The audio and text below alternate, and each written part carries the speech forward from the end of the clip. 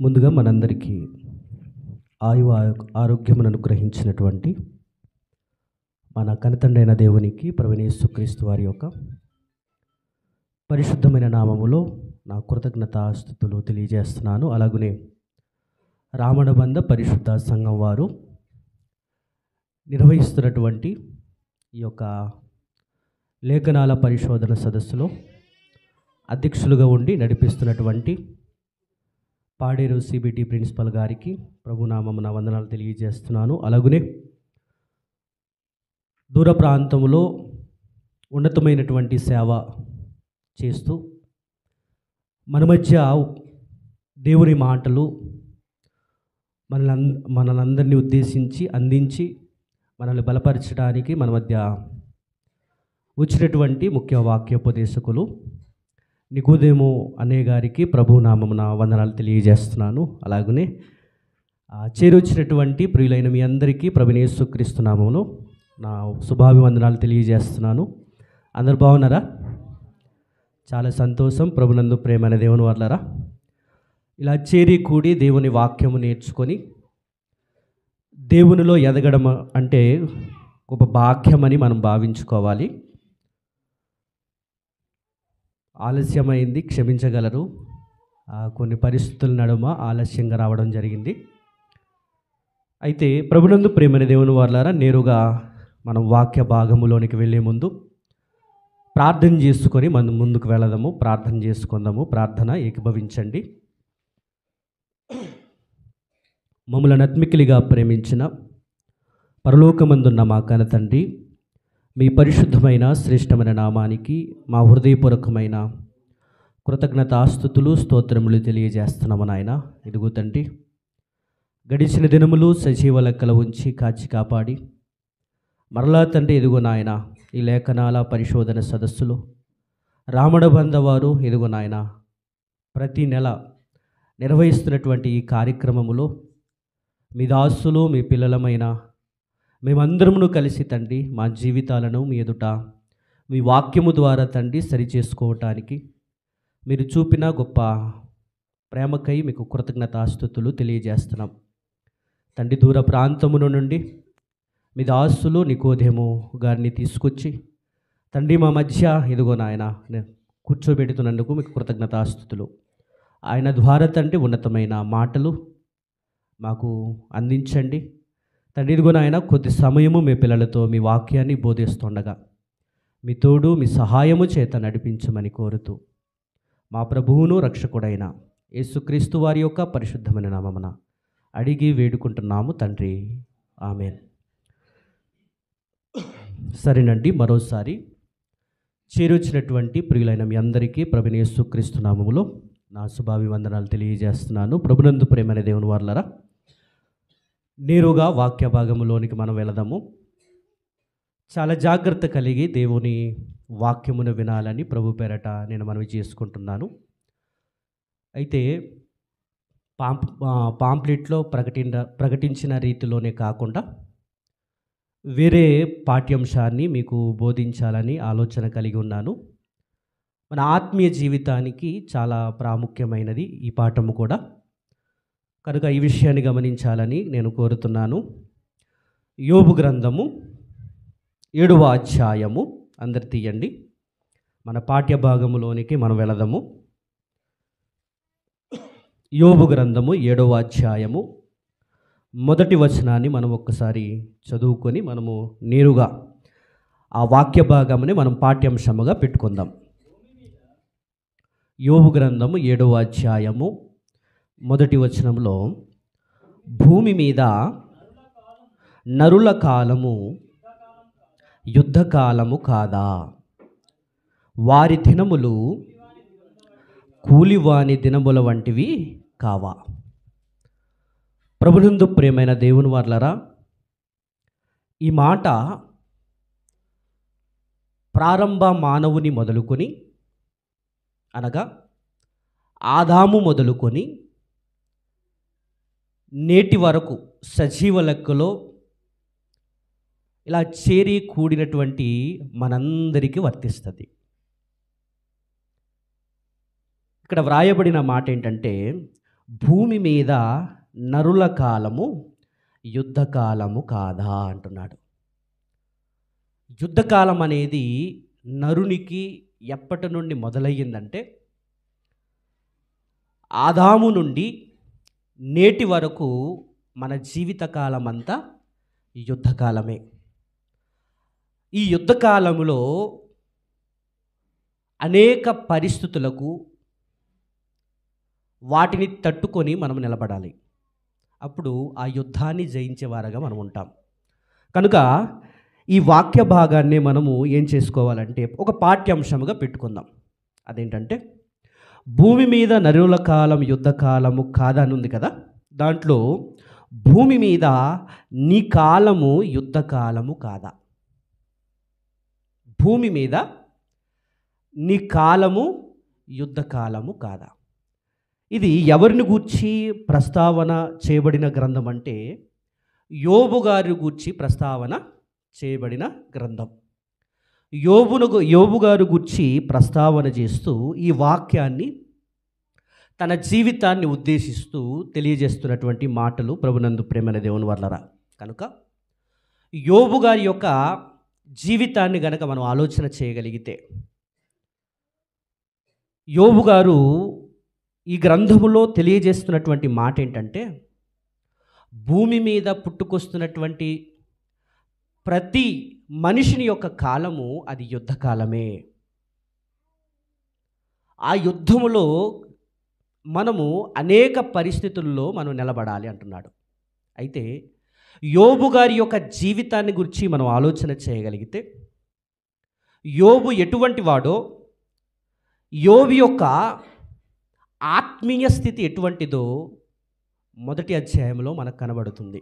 అదేంటంటే చూడండి ఒకసారి, మొదటి అధ్యాయం మొదటి వచనములో మనం చూద్దాం ఒక్కసారి. యోబు గారు దేవునితో ఎలా ఉన్నాడు, కుటుంబముతో ఎలా ఉంటున్నాడు, అలాగునే దేవుడిచ్చినటువంటి తన ఆస్తితో ఆయన ఎటువంటి సంబంధాన్ని కలిగి ఉన్నాడు. ఒకసారి చూద్దాం. మొదటి అధ్యాయం మొదటి వచనము. ఊజు దేశమునందు యోబు అను ఒక మనుష్యుడుండెను. అతడు యథార్థవర్తనుడును న్యాయవంతుడునై దేవుని యందు భయభక్తులు కలిగి చెడుతనమును విసర్జించినవాడు. అతనికి 7 కుమారులను 3 కుమార్తెలను కలిగిరి.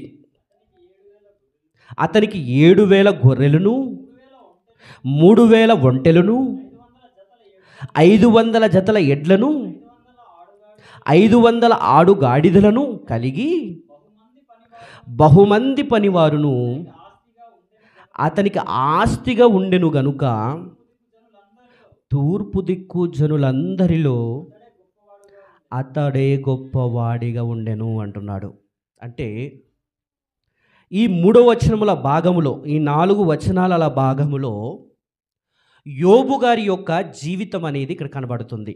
అదేంటంటే ఆయన ఊజు దేశములో ఉన్నాడు.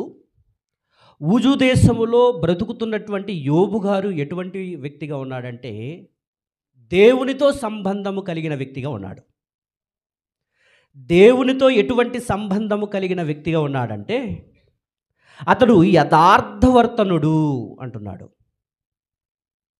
యోబు గారి యొక్క జీవితాన్ని తొంగి చూడగలిగితే దేవునితో ఎటువంటి సంబంధము కలిగి ఉన్నాడంటే యథార్థమైన జీవితము కలిగిన వ్యక్తిగా మనం చూస్తాం. న్యాయవంతుడుగా మనం చూస్తున్నాం. దేవుని యందు భయభక్తులు కలిగిన వ్యక్తిగా మనం చూస్తున్నాం. అంటే యోబు గారికి దేవునికి ఉన్న సంబంధం అంటే చక్కటి సంబంధం కలిగి ఉన్నాడలే చెప్పండి. యోబు గారు దేవునితో చక్కటి సంబంధం కలిగి ఉన్నాడు. యథార్థవర్తనుడట.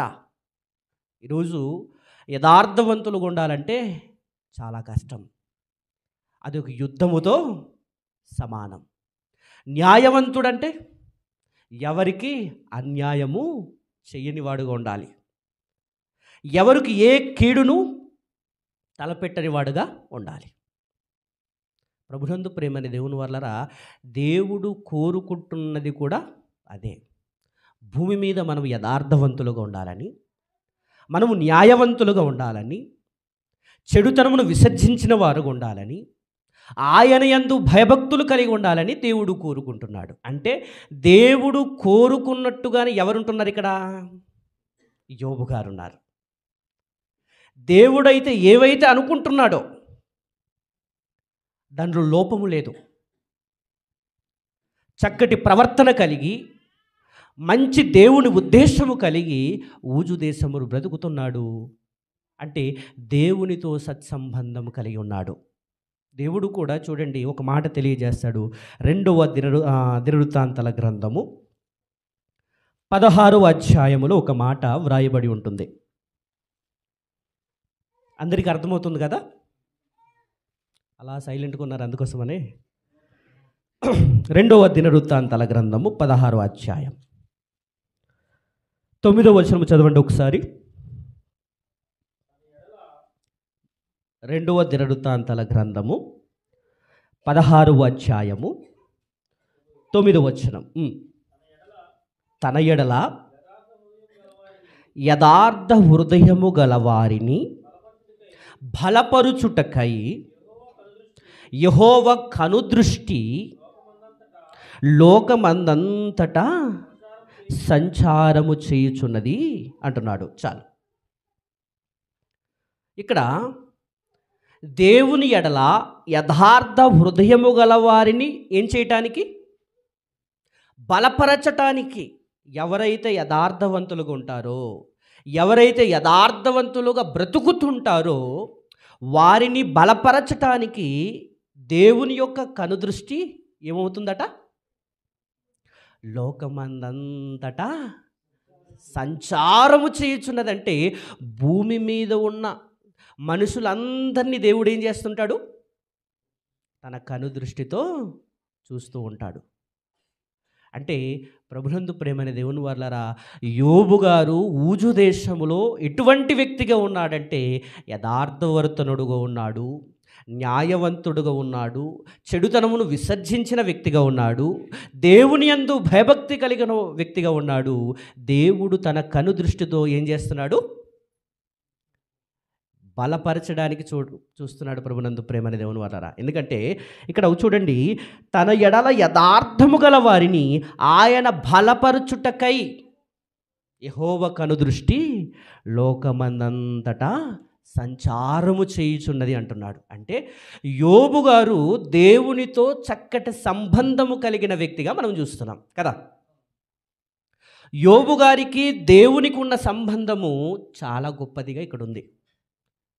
ఇంత గొప్పదిగా ఉన్న ఆయన జీవితంలో మనం ముందుకు వెళితే నిజంగా భూమి మీద నరుల కాలము యుద్ధకాలము అని తెలుసుకోవడానికి వీలుంటుంది. ఇప్పుడు యోబు గారికి దేవునికి ఉన్నటువంటి సంబంధము చక్కటి సత్సంబంధం కలిగి ఉన్నారు కదా. ఓకేనా? ఇది మొదటి విషయం. యోబు గారికి దేవునికి ఉన్న సంబంధం. యోబు గారికి కుటుంబముతో ఉన్న సంబంధాన్ని కింద వచనం చూడడం ఒకసారి. యోబు గ్రంథములోనే కింద వచనం చూద్దాం ఒకసారి. మొదటి అధ్యాయం యోబు గ్రంథములోనే 2వ వచనం చూడండి ఒకసారి. అతనికి 7 కుమారులను 3 కుమార్తెలు కలిగిరి. అంటే ఒక కుటుంబ జీవితాన్ని కలిగి ఉన్నాడు కదా. యోబు గారు కుటుంబ జీవితాన్ని కలిగి ఉన్నాడు. అంటే 3 ఎంతమంది అక్కడ? 7 కుమారులు 3 కుమార్తెలు కలిగి ఉన్నారట. అంటే కుటుంబముతో యోబు గారు ఎటువంటి సత్సంబంధాన్ని కలిగి ఉన్నాడు? కిందన చూద్దాం ఒక్కసారి. వాళ్ళ కుటుంబము కొరకు తెలియజేస్తున్నటువంటి మాట ప్రభునందు ప్రేమైన దేవుని వారలారా. 4వ వచనంలోనికి రండి ఒకసారి.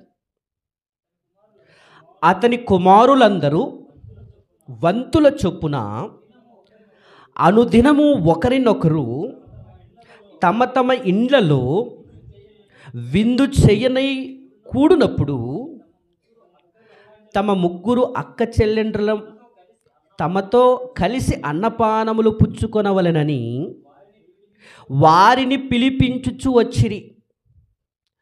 వారి వారి విందు దినములు పూర్తి కాగా యోబు తన కుమారులు పాపము చేసి తమ హృదయములో దేవుణ్ణి దూషించిరేమో అని వారిని పిలవనంపించి వారిని పవిత్రపరచి అరుణోదయమున లేచి వారిలో ఒక్కొక్కని నిమిత్తము దహన బలి అర్పించుచు వచ్చెను.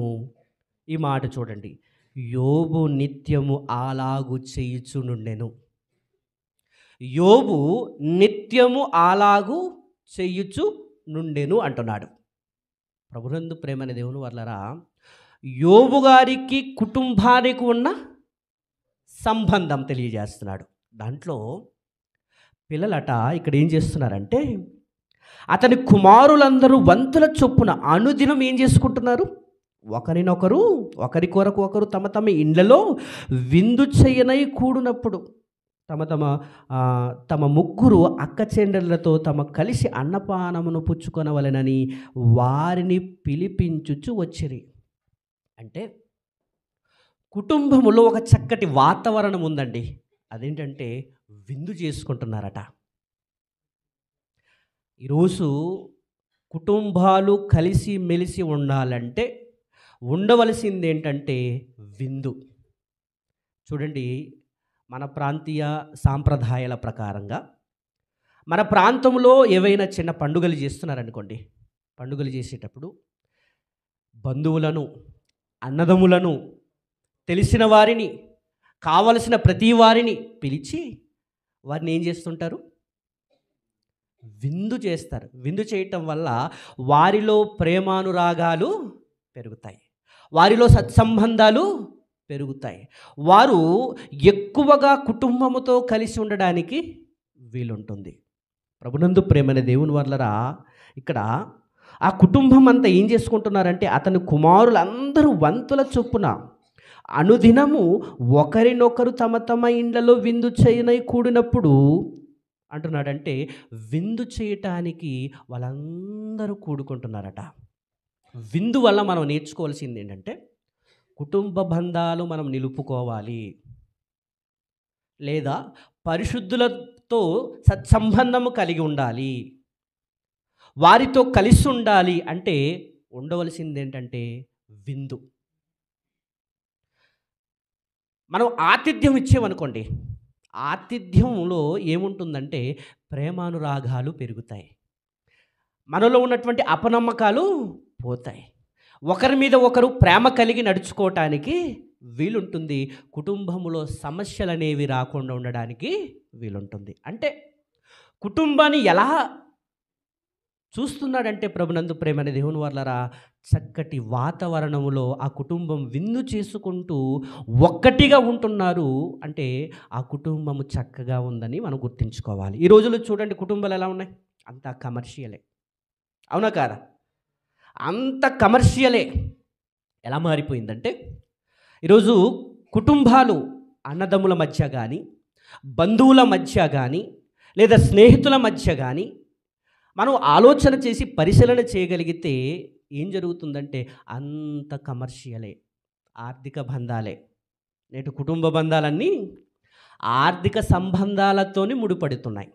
కానీ 30-50 సంవత్సరాలకు వెనక వెళితే మన పూర్వీకులు ఏమీ లేకపోయినా, కట్టుకోవడానికి లేకపోయినా, తినడానికి లేకపోయినా, ఏమి లేకపోయినప్పటికీ వారు ఎలా ఉండేవారంటే కుటుంబ బంధాలను నిలుపుకునేవారు,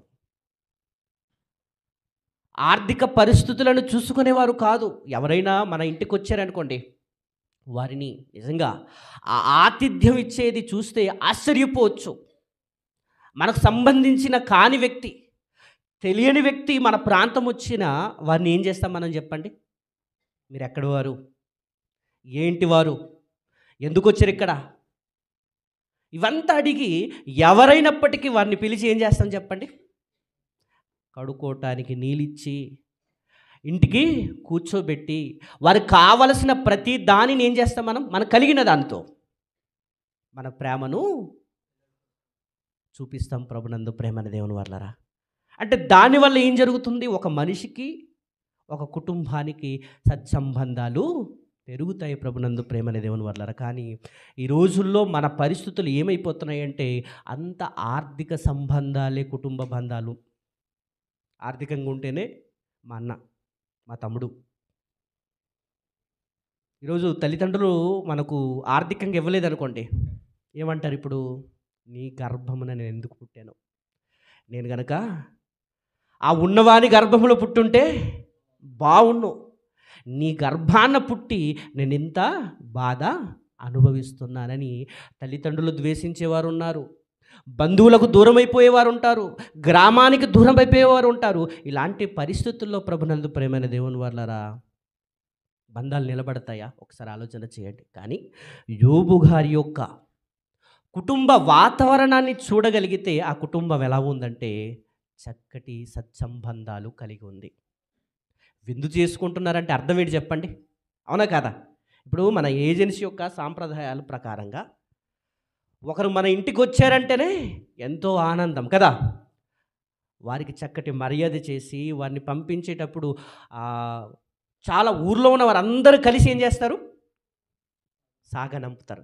ఎవరైనా ఒక్కరు వస్తారండి ఊరికి, ప్రతి ఇంట్లో ఏం జరుగుతుంది? ఆ రోజు ఆ 2 రోజులు విందు జరుగుతుంది. జరుగుతుందా లేదు చెప్పండి? ఈ రోజులు ఉన్నాయా?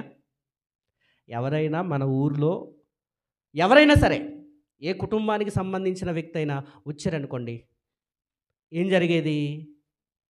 అందరిని పిలిచి ఆతిథ్యము ఇచ్చేవారు. దానివల్ల ప్రభునందు ప్రేమని దేవుని వల్లరా ఆ కుటుంబానికి, ఆ గ్రామానికి చక్కటి సత్సంబంధాలు పెరిగి ఆ గ్రామం యొక్క సాక్ష్యం అనేది నిలబడుతుంది. ప్రభునందు ప్రేమని దేవుని వల్లరా ఒకసారి ఆలోచన చేయండి. ఇదంతా నేను ఎందుకు చెప్తున్నానంటే నేటి దినాలలో కుటుంబ బంధాలు నిలబడాలంటే యోబు గారి యొక్క కుటుంబ నేపథ్యాన్ని మనము చదివి నేర్చుకోవాలి. వారి కుటుంబ వాతావరణాన్ని మనం తెలుసుకోవాలి. వారు ఏం చేసుకుంటున్నారంటే విందు చేసుకుంటున్నారట. విందు చేసుకుంటున్న ఆ సందర్భంలో ఒకవేళ నా పిల్లలు ఉన్నారు కదా, వీరు విందు చేసేటప్పుడు వారి హృదయములో లేదా వారు పాపము చేశారేమో, వారి హృదయములో దేవుణ్ణి దూషించారేమో అని ఒక బాధ్యత కలిగిన వ్యక్తిగా ఏం చేస్తున్నాడు చెప్పండి? ఏం చేస్తున్నాడు? అరుణోదయాన్ని లేస్తున్నాడట అండి.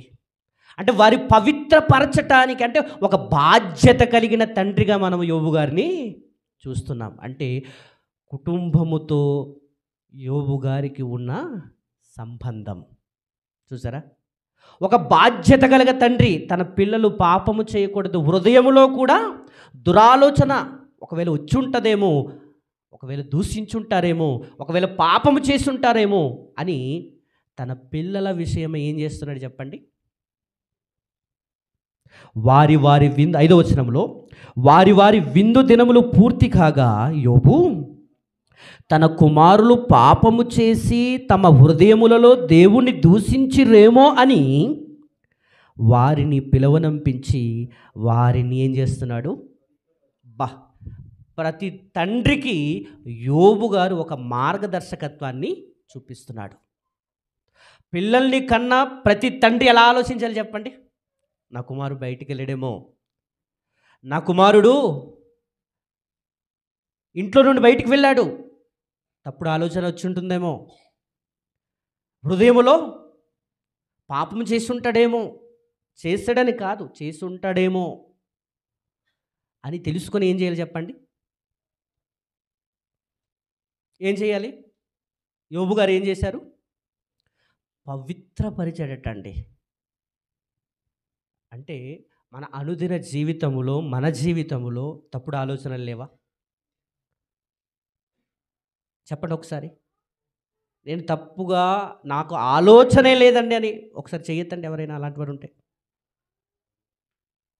వస్తుంది కదా, అవునా కదా? అప్పుడు ఏం చేసుకోవాలి? మనము సరి చేసుకోవాలి, అవునా కదా? ఒకప్పుడు అలా చేశాను కనుక ఇప్పటి నుండి అలా మనము ఉండడానికి వీలు లేదు.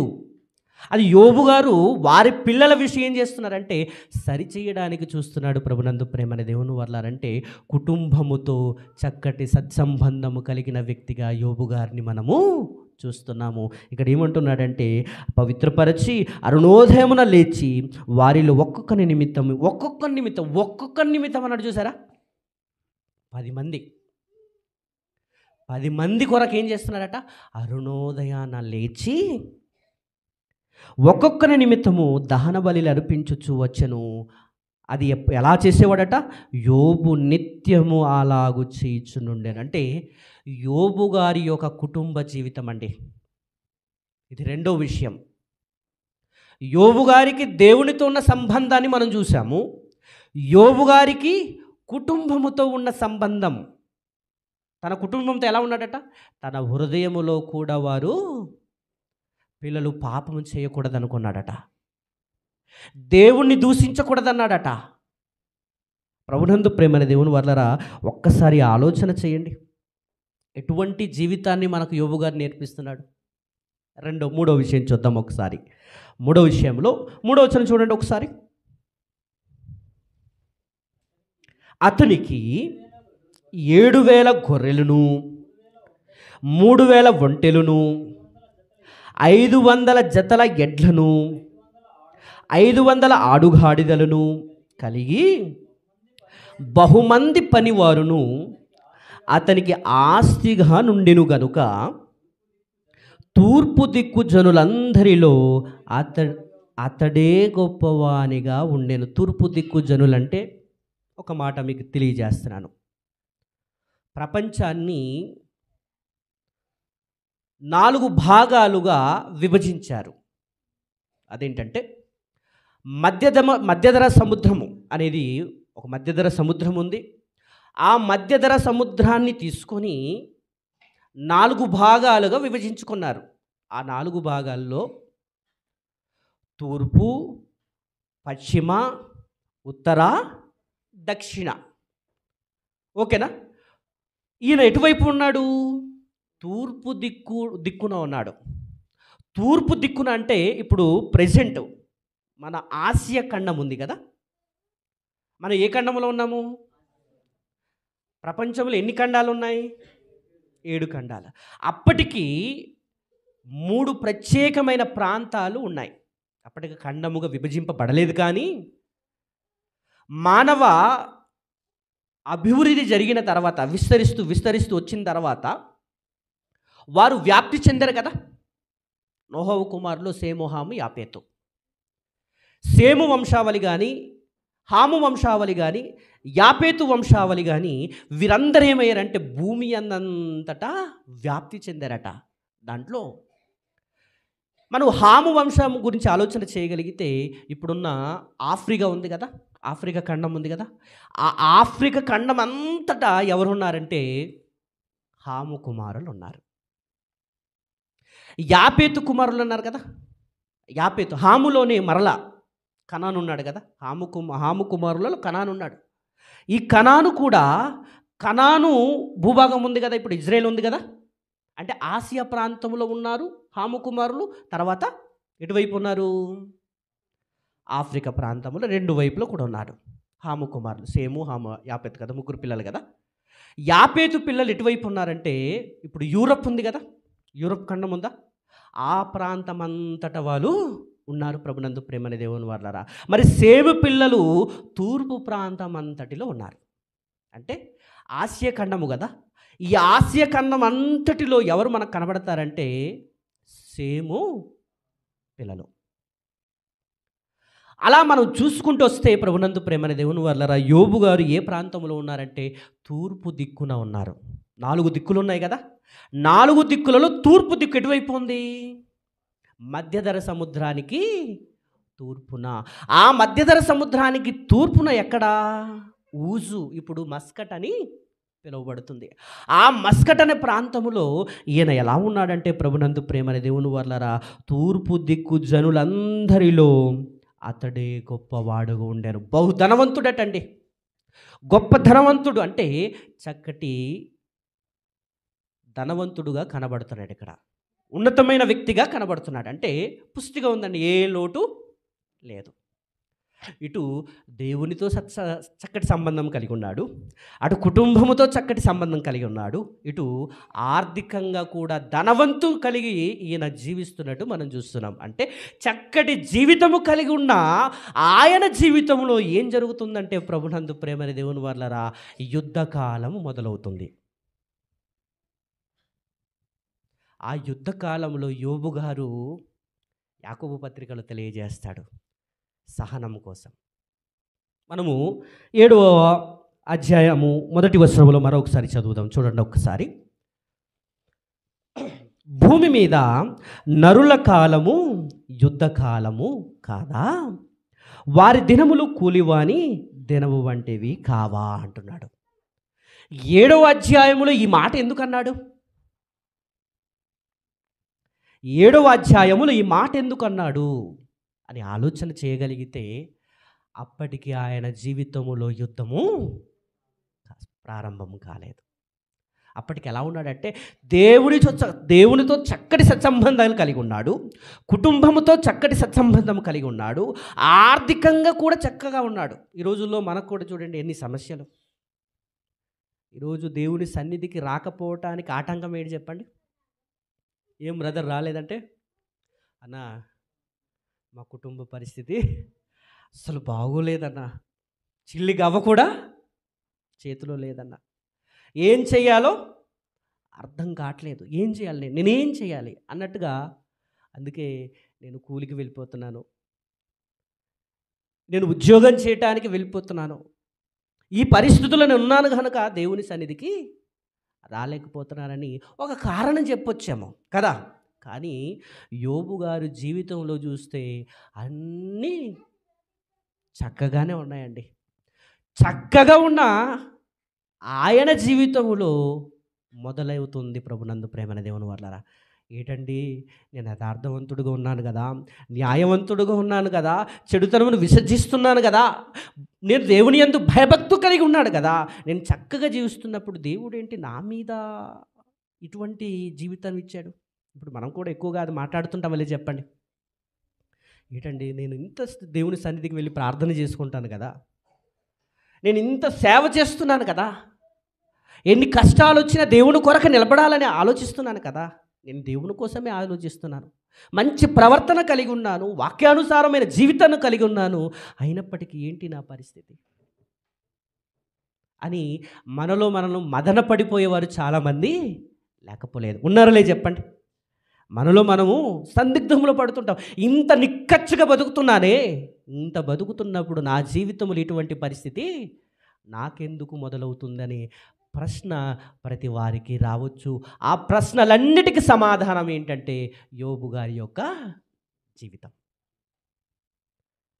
యోబు గారి జీవితంలో చూడండి, చక్కగా ఉన్నాడు కదా, కుటుంబంతో చక్కగా కూడా ఉన్నాడు, దేవుడితో చక్కగా ఉన్నాడు, ఆస్తి అంతా చక్కగా ఉంది. అయితే ప్రభునందు ప్రేమ అనే దేవుని వాళ్ళరా, ఇక్కడ ఆలోచన చేయవలసిన విషయం ఏంటంటే, యోబు గారి జీవితం ద్వారా మన సమస్యలన్నిటికీ పరిష్కారం దేవుడు తెలియజేస్తున్నాడు. దాని కొన్ని మాటలు చూసి మనం ముగిద్దాం. చూడండి ఒక్కసారి, మీకు తెలిసిన విషయమే, దేవదూతల సభ. ఓకేనా? క్షమించండి, దేవదూతల సభ అన్నాను ఇక్కడ.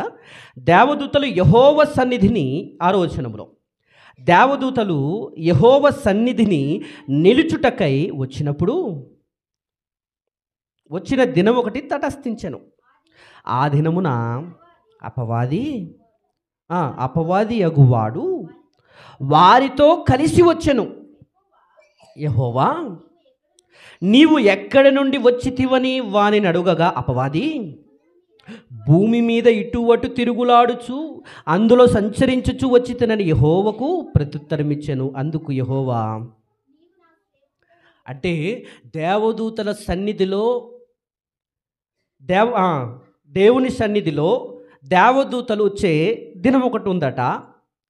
ఓకేనా? అక్కడ ఏం జరుగుతుంది? ఆ దినమున అపవాది అగువాడు వారితో కలిసి వచ్చెను. అప్పుడు దేవుడు ఏమంటున్నాడు? నువ్వు ఎక్కడి నుండి వచ్చావు అని అంటే, అపవాది ఏమంటున్నాడు?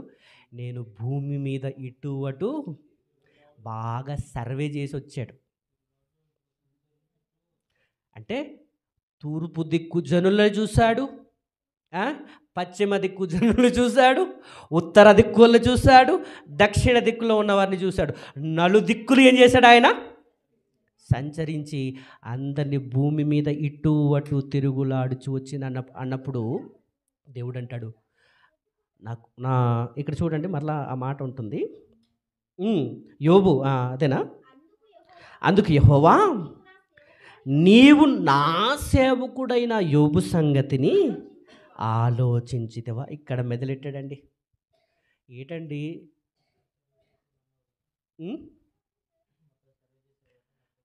భూమి మీద మొత్తం సర్వే చేసేసావు కదా,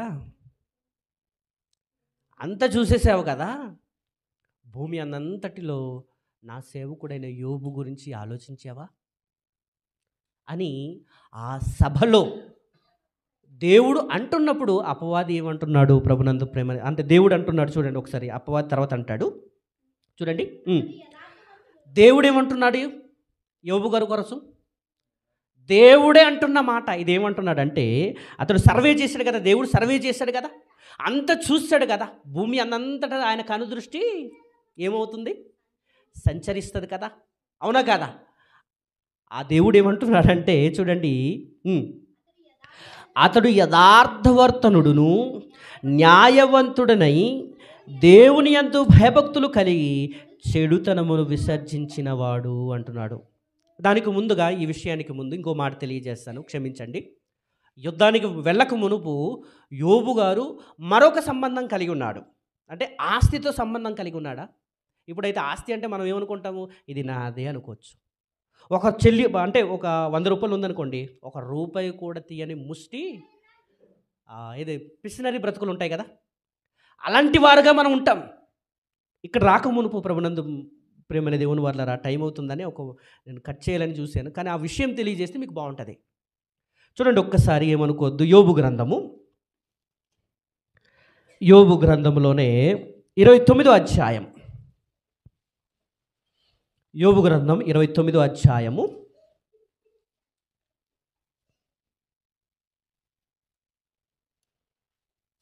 7వ వచనం నుండి చూద్దాం ఒకసారి. ఆయన జీవితం ఎలా ఉందంటే, పట్టణమును గుమ్మమునకు నేను వెళ్ళినప్పుడు రాజవీధిలో నా పీఠము సిద్ధపరుచుకున్నప్పుడు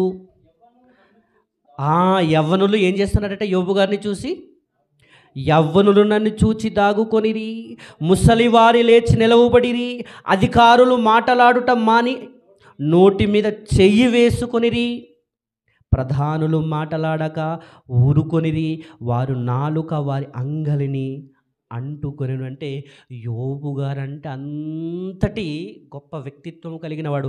ఆయన నడిచి వెళితేనే యవ్వనులు దాక్కుంటున్నారంటే ఆయన జీవితం ఏంటండి? సమూయేలు ఆ ప్రాంతంలో ఎవరికి, దావీదు గారికి అభిషేకము చేసే సందర్భంలో చూడండి, ఎందుకు వస్తున్నాడో, దైవజనుడు వస్తున్నాడు కదా అని ఒక భయం ఉండేది. ఈ రోజుల్లో ఉందా చెప్పండి?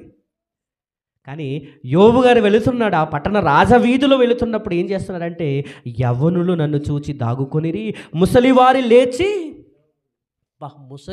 లేచి నిలబడ్డారంటే ఆయన వ్యక్తిత్వము, ఆయన ప్రవర్తన, ఆయన యొక్క యథార్థమైన జీవితం ఎటువంటిది ఉంటుందో చూడండి ఒకసారి. మరలా కింద చెప్తున్నాడు చూడండి. ప్రధానులు అధికారులు మాటలాడుటం మాని నోటి మీద చేయి వేసుకొనిరి, ప్రధానులు మాటలాడక ఊరుకొనిరి, వారి నాలుక వారి అంగలిని అంటుకొనెను, వారి సంగతి చెవినబడిన ప్రతివాడు నన్ను అదృష్టవంతునిగా ఎంచెను. యోబు అదృష్టవంతుడండి. యోబు అదృష్టవంతుడు. మనం కూడా పక్కవారితో నువ్వు చాలా అదృష్టవంతుడు అంటే ఎలా ఉంటుంది? మనకు ఎవరైనా అంటే ఎలా ఉంటుంది చెప్పండి? పొంగుపోము, మురిసిపోయి నిద్ర పట్టగా కదా.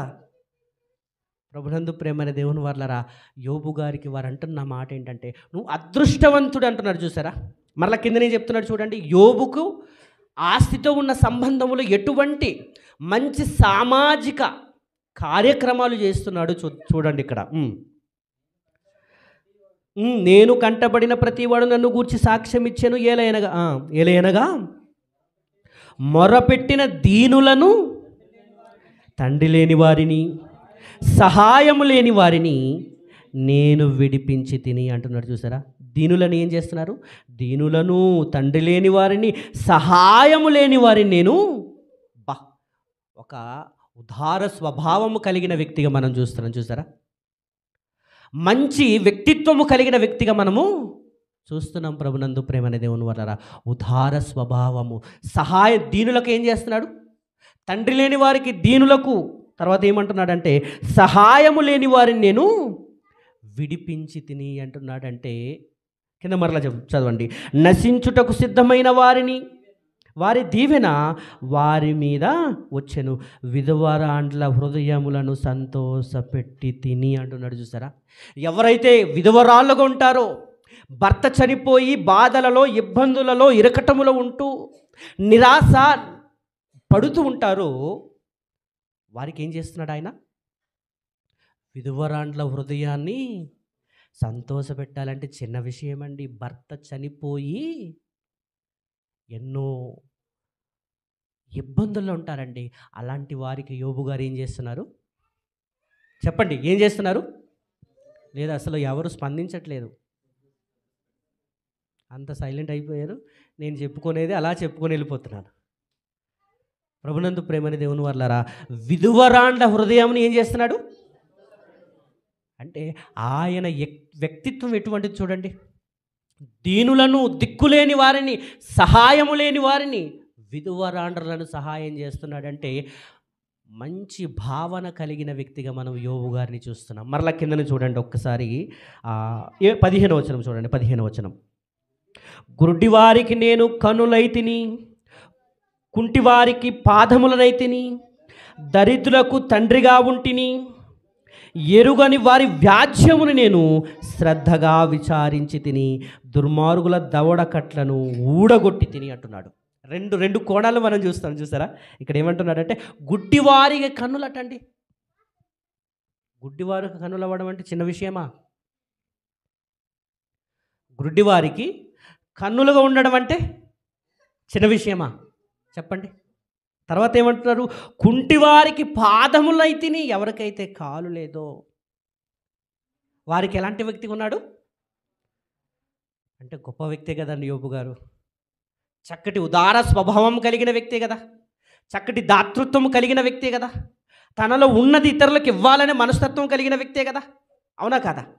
చూడండి, ఇక్కడ చెప్తున్నాడు. ఏమంటున్నాడంటే గుడ్డివారికి నేను కన్నులైతిని, కుంటివారికి పాదములైతిని, దరిద్రులకు తండ్రిగా ఉంటిని, ఎరుగని వారి వ్యాజ్యమును నేను శ్రద్ధగా విచారించి తిని, దుర్మార్గుల దవడ పళ్ళను విరగొట్టి తిని. ఎక్స్ట్రాలు ఎవరైనా చేసేవారిని ఊడగొట్టేవాడట.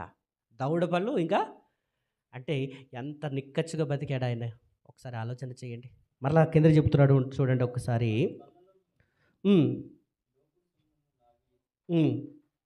18వ వచనం చూడండి. అప్పుడు నేను ఇట్లా అంటుకొంటిని, నా గూటి యొద్ద నేను చచ్చెదను, హంస వలె నేను దీర్ఘాయువు గలవడగుదును, నా వేళ్ల చెట్టు నీళ్లు వ్యాపించును, మంచు నా కొమ్మల మీద నిలుచును, నాకు ఎడతగా ఘనత కలుగును, నా చేతిలో నా విల్లు ఎప్పటికీ బలముగా ఉండును, మనుషులు నా చెవియొగ్గి నా కొరకు కాచుకొనిరి, నా ఆలోచన వినవలెనని మౌనముగా ఉండిరి. అంటే మొత్తము కిందన 25వ వచనము వరకు కూడా చక్కటి మాటలు ఆయన కొరకు ఎదురు చూసేవారుగా ఉన్నారట. ఇక్కడ మాట అంటాడు, ఏమంటాడంటే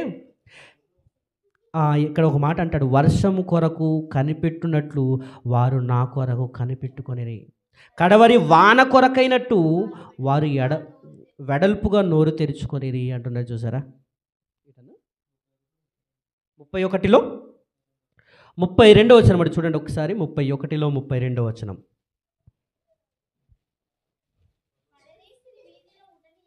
బాబ్బా, ఈ మాట చాలా వండర్ఫుల్ అండి, అద్భుతం ఆలోచన చేస్తే. ఇక్కడ ఏమంటున్నాడంటే అతడు పెట్టిన, ఎక్కడమ్మా 31వ వచనం చదవండి ఒకసారి. 31. అతడు పెట్టిన భోజనము తిని తృప్తి పొందని వారిని చూపింపగలవరెవరని. అందరికీ ఏం చేశాడు ఆయన? భోజనం పెట్టిన వ్యక్తి అండి యోబు గారు. నాకు ఆస్తి ఉంది కదా అని తూర్పు దిక్కు జనులలో ఆస్తి సమకూర్చుకొని నేనే ప్రపంచ ధనికుడు అని పిలిపించుకోవడానికి కాదు ఆయన కదా. మనం ఈరోజు ఏం చేస్తున్నారు మనోళ్ళు? ధనవంతుడిగా పిలుచుకోవాలంటే పిండేయాలి, అందరినీ నలగొట్టి దాచుకొని నేను ధనవంతుడిని అని పిలిపించుకోవాలి. కానీ ఈయన ధనవంతుడు, తూర్పు దిక్కు జనులందరిలో ఆయన గొప్పవాడు. అయినప్పటికీ దీనులకు, తండ్రి లేని వారికి, సహాయము లేని వారికి, విధవరాండ్ర హృదయమును ఏం చేస్తున్నాడు? సంతోష పెడుతున్నాడు. మరలా ఇక్కడ ఏం చెప్తున్నాడంటే అతడు పెట్టిన భోజనము తిని తృప్తి పొందని వారిని చూపింపగలవారెవరని, నా గుడారమందు నివసించువారు పలుకని ఎడలను. చూడండి, పరదేశిని వీధిలో ఉండనీయక నా ఇంటి వీధి తలుపులు తెరిచి తిని కదా అంటున్నాడు. అంటే పరదేశులు ఎక్కడో వేరే ప్రాంతం నుండి వస్తారండి. వారికి ఏం చేస్తున్నాడు ఈయన? నా ఇంటి వీధి తలుపులు తెరచి తిని కదా. అంటే ఎవరొచ్చినా, పరదేశులు ఎవరొచ్చినా ఆ ఇంటికి ఉండడానికి ఆహ్వానాన్ని తెలియజేస్తున్నాడు ప్రభునందు ప్రేమని దేవుని వర్లారా. అంటే యోబు గారి యొక్క ఆస్తిలో ఆయన ఎటువంటి వ్యక్తిగా ఉన్నాడో ఒకసారి ఆలోచన చేయండి. కుటుంబముతో సత్సంబంధం ఉన్నాడు, దేవునితో సత్సంబంధం ఉన్నాడు, ఆస్తి కలిగిన వ్యక్తిగా ఉన్నాడు. ఆస్తి కలిగిన వ్యక్తిగా ఉండి కూడా దీనులను, తండ్రి లేని వారిని, సహాయము లేని వారిని, బీదలను, విధవరాండ్ర హృదయమును సంతోషపెడుతున్నారు. పరదేశులు ఎవరొచ్చినా సరే తలుపు ఏమై ఉంటుందట? మనం అలా పెట్టగలమా చెప్పండి? మీరు ఎప్పుడొచ్చినా ఆహ్వానం అండి, ఎప్పుడు మా ఇల్లు తెరుచుకొనే ఉంటుంది. ఇది మాటకేమో కదా, కానీ యోబు గారి జీవితంలో ఇది జరుగుతుంది ప్రభునందు ప్రేమని దేవుని వల్ల. అంత చక్కగా బ్రతుకుతున్నప్పుడు దేవుని సన్నిధిలో దేవదూతలు ప్రత్యక్షమయ్యే సందర్భం వచ్చింది. అప్పుడు అపవాది ఆ సభలో ప్రవేశిస్తున్నప్పుడు నువ్వు ఎక్కడి నుండి వచ్చావు అని అడిగినప్పుడు, నేను భూమి మీద అటు ఇటు మొత్తం మనుషులందరినీ సర్వే చేసి వచ్చేసాను అంటున్నాడు కదా. అవునా కదా? అటు ఇటు తిరిగి వచ్చాను అంటే అప్పుడు దేవుడు ఏమంటున్నాడు? నా కుమారుడు, నా సేవకుడైన యోబును గూర్చి ఆలోచించితివా? అతడు ఎలాంటి వాడు తెలుసా?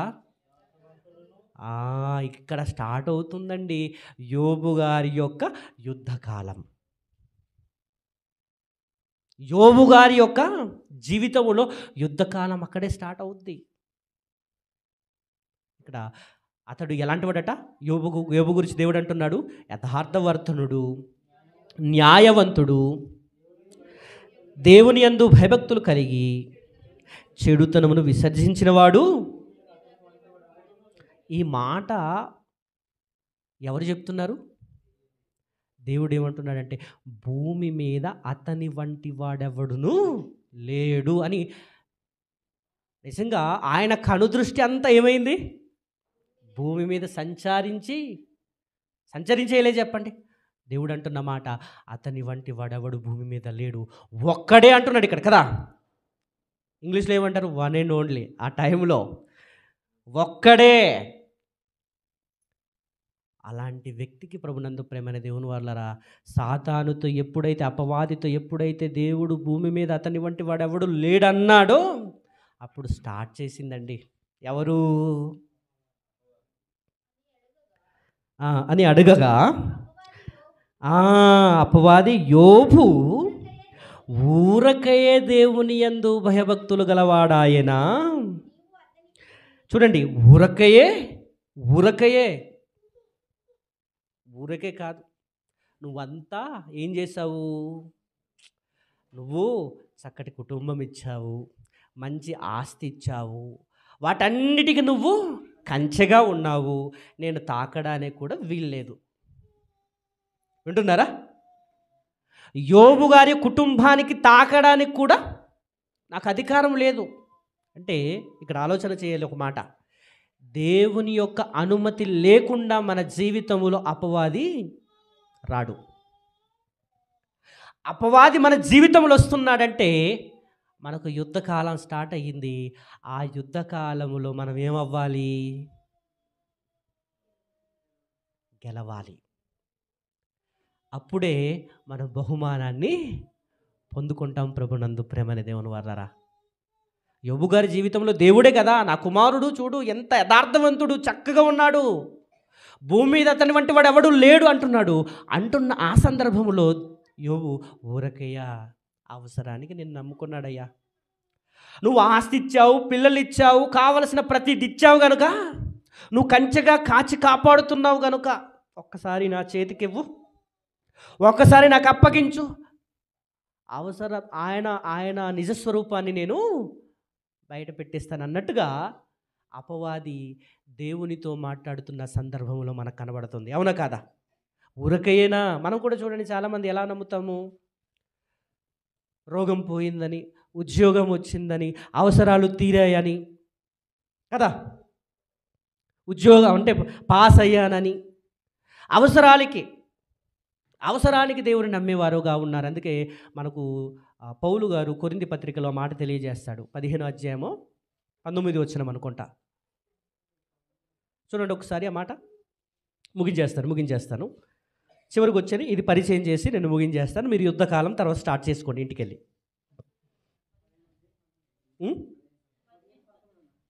చదవండి. చూడండి, చెప్తున్నాడు పౌలు గారు కొరింథీయులకు రాసిన మొదటి పత్రిక 15వ అధ్యాయము 19వ వచనం చూడండి. ఈ జీవిత కాలం మట్టుకు మనము క్రీస్తునందు నిరీక్షించిన వారమైనడలా మనుషులందరికంటే దౌర్భాగ్యులమయ్యుందుము అంటున్నాడు. చూసారా? అంటే ఈ జీవితం 60 ఏళ్ళు, 70 ఏళ్ళు, 80 ఏళ్ళ జీవితము కొరకే మనం ఒకవేళ అవసరానికే దేవుని నమ్ముకుంటే మనుషులందరికంటే ఎలాంటి వారట? దౌర్భాగ్యులు అంటున్నాడు. మనుషులందరికంటే దౌర్భాగ్యులు అంటే అన్యుల కంటే, దేవుని నమ్మని వానికంటే దౌర్భాగ్యుడట. ప్రభునందు ప్రేమైన దేవుని వారలారా, చూడండి, కనుక అవసరానికి మనము దేవుణ్ణి నమ్మకూడదు. మన ఆత్మలకు తండ్రి అని, మన కొరకు ఈ భూమిని, ఆకాశమును, కావలసిన ప్రతి దానిని సృష్టించి చల్లగా కాచి కాపాడి మనల్ని చూస్తున్నాడని, ఆయనే మనకు తండ్రి అని, ఆయనలాగే మనము కూడా పరిశుద్ధులముగా, నిర్దోషులముగా, ఆయన పోలికలో భూమి మీద బ్రతికి ఆయన సంకల్పమును నెరవేర్చాలని భూమి మీద మనము బ్రతకాలి. ప్రభునందు ప్రేమని దేవుని వారలారా, అవునా కాదు చెప్పండి? కానీ ఇక్కడ చెబుతున్న మాట ఏంటంటే ఊరకేనా అంటున్నాడంటే అర్థం ఏంటి? ఊరకే నమ్మట్లేదు యోబు ఊరకే నమ్మట్లేదు అన్న కింద ఏం చెబుతున్నాడు? నీవు అతనికి ఇంటి వారికి అతను కలిగిన సమస్తమునకును చుట్టూ కంచె వేసితివి కదా, నీవు అతని చేతి పనిని దీవించుట చేత అతని ఆస్తి దేశములో బహుగా విస్తరించుచున్నది అంటున్నాడు. అంటే నువ్వు అతనికి కంచెగా ఉన్నావు కనుక నేనేం చేయలేకపోతున్నాను, భూమి అంతా తిరిగాను కానీ నా చేత కాలేదు. చూసారా? ఇక్కడ మీరు ఒక విషయం తెలుసుకోవాలి. భూమి అంతా తిరిగింది, అపవాది తిరిగాడు, కానీ అపవాది ఒక చేత కాలేదు ఒక యథార్థవంతుణ్ణి తాకడానికి. అప్పుడు స్టార్ట్ చేసింది, ఊరికేనా, నువ్వు కంచె వేసావు కనుక, నువ్వు ఆస్తి ఇచ్చావు కనుక అంటే ప్రభునందు ప్రేమన దేవుని వారలారా, అప్పుడు దేవుడు ఏం చేస్తారంటే అనుమతి ఇవ్వడం జరుగుతుంది. అప్పుడు యుద్ధకాలం అనేది యోబు గారి జీవితంలో ప్రారంభమవుతుంది. అక్కడే ఏం జరుగుతుందంటే ప్రభునందు ప్రేమైన దేవుని వారలారా, అతనికున్న ఆస్తులన్నీ పోతాయి. అతని పిల్లలు ఏమైపోతారు? చనిపోతారు. ఒక మాటలో చెప్పాలంటే ఇంట్లోనే ఒక యుద్ధం స్టార్ట్. బ్రతికి ఉన్న భార్య ఏం చెప్తుంది? నీ యథార్థతను విడిచి, అంటే యోబు గారు యథార్థవంతుడు, నిక్కచ్చగా బతికేవాడని ఎవరికి తెలుసు? బాగా తెలుసు. తెలిసిన ఈవిడేం చేస్తుంది? నువ్వు యథార్థతను వదిలి అంటుందంటే యుద్ధం ఎక్కడ స్టార్ట్ అవుతుంది చెప్పండి? యోబు గారి జీవితంలో యుద్ధం ఎక్కడ స్టార్ట్ అవుతుంది? ఇంట్లోనే స్టార్ట్ అవుతుంది. ప్రభునందు ప్రేమని దేవుని వారలారా, తర్వాత స్నేహితులు వస్తారు, స్నేహితులు కూడా వచ్చి చక్కగా ఉంటారు. అప్పుడు నువ్వు భక్తిహీనుడు గనుక నీ మీద వచ్చిందంటారు వాళ్ళు. తర్వాత మీరు ఇంట్లో వెళ్ళి చదువుకోండి. అంటే ఈ క్లూ మీకు దొరికింది కనుక నెక్స్ట్ అంతా మీకు విషయం తెలిసిపోద్ది. అంటే ఇంట్లో ఏం జరుగుతుందంటే సొంత భార్య దగ్గరే అక్కడ నీ యథార్థతను వదలకయుందువా, యథార్థతను వదిలి నువ్వు ఏమైపో దేవుణ్ణి దూషించి మరణము కంబు. అంటే భార్య భార్య ఇక్కడ గమనించండి, భార్య యోబు గారి యొక్క యథార్థతను చూస్తుంది. యోబు గారు దేవుణ్ణి ఎప్పుడు దూషించని వ్యక్తి అట. అంటే పిల్లలే ఒకవేళ దూషించారేమో, వారి హృదయంలో ఒకవేళ తప్పు చేసారేమని చెప్పి అరుణోదయాన పవిత్రపరిచి అరుణోదయానో లేచి బలి అర్పించి నిత్యం అలా చేస్తున్న వ్యక్తి ఆయన ఎలా దూషిస్తాడండి? అవునా కాదా? అంటే ఇక్కడ తెలుసుకోవలసిన విషయం ఏంటంటే ప్రభునందు ప్రేమని దేవుని వల్లరా, భార్య యథార్థవంతుడు గుర్తించిన ఆమె ఎలా ఉండాలి? నా భర్తకు మించిన వాడు ఎవరు లేరు, ఇలాంటి భర్త దొరకడమే అదృష్టం అనుకోవాలి చెప్పండి. కానీ ఏమంటుంది ఈవిడ? చచ్చిపో, నేను బతికేస్తాను, నువ్వు చచ్చిపోతేనే మంచిది నాకు. అంటే ఒకసారి ఆలోచన చేయండి ప్రభునందు ప్రేమని దేవుని వాళ్ళరా. అంటే ఇంట్లో ఏం మొదలయ్యింది? యోబు గారి ఇంట్లోనే యుద్ధం మొదలయ్యింది. అవన్నీ సందర్భాలు తెలియజేస్తూ ఇది మొదటి భాగం చెప్పాను. రెండో భాగం ఇప్పుడు మనకు స్టార్ట్ అవుద్ది. రెండో భాగం వేరు. యుద్ధంలో గెలిచి దేవుని ఎదుట నువ్వే కరెక్ట్ తండ్రి అంటాడు. యోబు గారు ఏమంటాడు తెలుసా? ఇన్ని శోధనలన్నిటిలో నిలబడ్డాడు, సువర్ణముగా చేపట్టాడట. అంతట్లో నిలబడి ఏమన్నాడంటే, తండ్రి నాకు నువ్వు ఈ యొక్క పరిస్థితిని తెచ్చి మంచి చేశావు, నాదే నేను పొరపాటుగా మాట్లాడాను, మీరి మాట్లాడేసాను తండ్రి అని అంటాడు. అక్కడ మరలా ఆయన కుటుంబ జీవితంలో చక్కటి వాతావరణము ఏర్పడుతుంది. అది మూడో భాగం. 3 భాగాలు ఉన్నాయండి యోబు గారి యొక్క జీవితంలో. 3 భాగాలు.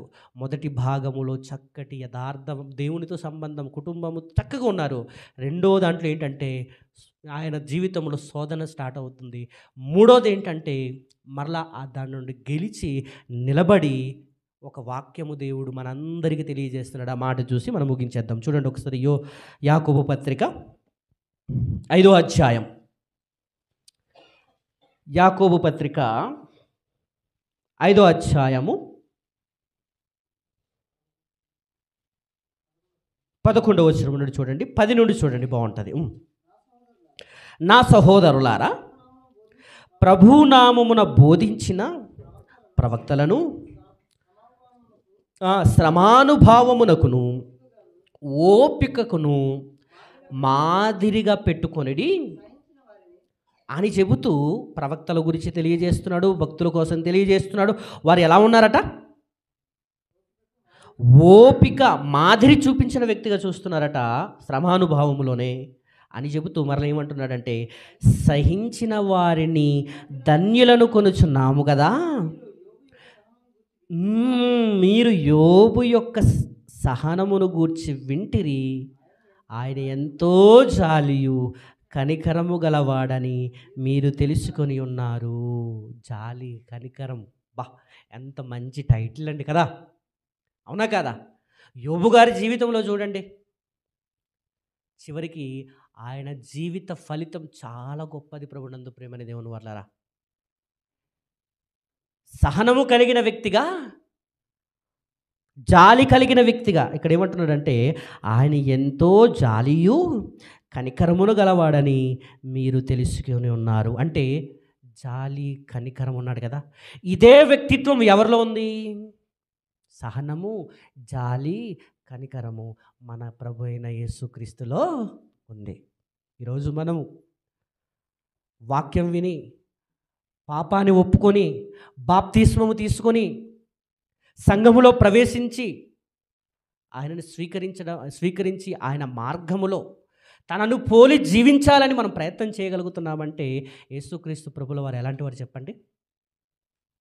ఆయన కనికరం గలవాడు, ఆయన జాలి గలవాడు, ఆయన సహనము కలిగిన వాడు. మనందరి కొరకు ఆయన ఏమైపోయాడు చెప్పండి? మన అపరాధముల చేతను పాపముల చేత మనం చచ్చిన వారమట. చచ్చిపోయిన మనల్ని బతికించటానికి ఆయన ఏమైపోయాడు? చనిపోయాడండి సిలువలో. మన కొరకు రక్తము కార్చి ఆ రక్తము ద్వారా మనల్ని ఏం చేశాడు ఆయన? విమోచన జరిగింది. అంటే ప్రభు అయిన యేసుక్రీస్తు ప్రభుల వారిలో కూడా ఈ యొక్క గుణ లక్షణాల్ని మనము చూడగలుగుతున్నాం. కనుక ఒక్కసారి ఆలోచన చేయండి. భూమి మీద ఆదాము మొదలుకొని నేటి వరకు ప్రతి మనిషి జీవితంలో ఏం జరుగుతూ ఉంటుందంటే యుద్ధం అనేది జరుగుతూనే ఉంటుంది. ఆ యుద్ధములో మనము గెలవటానికి ప్రయత్నం చేయాలి. మరి ఎలాంటి వ్యక్తికి వచ్చింది చెప్పండి? యథార్థవంతుడు, న్యాయవంతుడు, చెడుతనం విసర్జించినవాడు, దేవుని యందు భయభక్తులు కలిగిన ఆయన జీవితంలోనే యుద్ధకాలము మొదలైతే మరి మన జీవితంలో అవునా కాదా? మనం అనుకోవచ్చు, నేను ఎంత నిక్కచ్చిగా బతుకుతున్నానండి, నాకే ఎందుకు ఇలా జరగాలంటాము. వారందరికీ సమాధానము యోబు గ్రంథమే ప్రభునందు ప్రేమని దేవుని వాళ్ళరా. కనుక శ్రమలలోనూ, కష్టాలలోనూ, ఇబ్బందులలోనూ, అనేక పరిస్థితుల్లో అపోస్తులు కానీ యేసుక్రీస్తు ప్రభుల వారు అపోస్తులకు నేర్పించింది అదే కదా.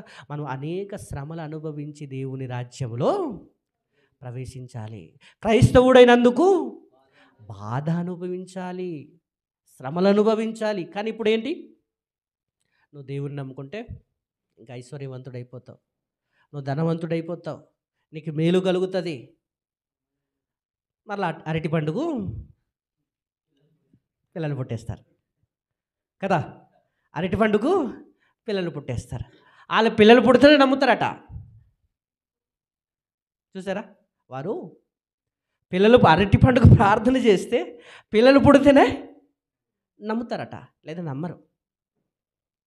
వారి అవసరానికే వారు దేవుని దగ్గరకు వచ్చేవారు. కానీ నిత్యము తండ్రి నా దేవుడు, నన్ను పుట్టించినవాడు అని వారు రారు ప్రభునందు ప్రేమని దేవుని వారు. ఈరోజు కూడా చూడండి, వారికే ఫాలోవర్స్ ఎక్కువ మంది, అబద్ధ బోధకులకే ఎక్కువ మంది ఫాలోవర్స్ ఉన్నారు. వీళ్ళు కూడా చాలామంది ఏం చేస్తారు? వారినే సబ్స్క్రైబ్. సత్య సంబంధులైన వారిని చూడండి, 500, 700, 1000, 10,000, 20,000 సబ్స్క్రైబర్స్. సత్య సంబంధులకి, వాక్యం చెప్పి దేవుళ్ళు నిలబెట్టే వారికి ఏమి కాకుండా అరటి పండుగ ప్రార్థన చేసి పిల్లలు పుట్టేస్తారు, యాపిల్ పండుగ ప్రార్థన చేసి మీరు తినండి పిల్లలు పుట్టేస్తారు అనేవారికి ఏం జరుగుతుందంటే ప్రభునందు ప్రేమని దేవుని వాళ్ళరా, ఫాలోవర్స్ వీళ్ళందరూ దేనికి వస్తున్నారు? అవసరానికి వస్తున్నారు. వారు ఎప్పుడు నిలబడలేరు శ్రమలలో ఎప్పుడు నిలబడలేరు.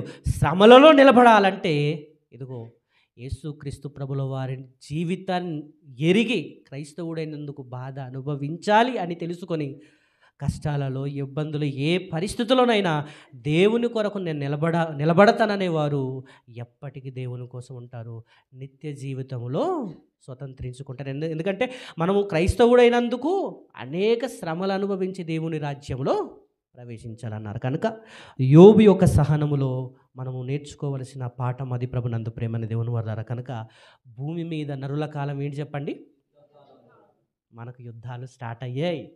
కనుక ఆ యుద్ధంలో గెలవటానికి మనము సిద్ధపడి ఉండాలని ప్రభు పేరట మనవి చేసుకుంటూ ఈ అవకాశం ఇచ్చినందుకు పరిశుద్ధ దేవుని మందిరము వారికి, ఈ లేఖనాల పరిశోధన సదస్సును ఏర్పాటు చేసినటువంటి సహోదరులకు, అలాగనే చేరుచినటువంటి మీ అందరికీ, అలాగనే అధ్యక్షుల వారికి వందనాలు తెలియజేస్తూ నా మాటలు ముగిస్తున్నాను. అందరికీ వందనాలండి. Thank you so much. Thank you.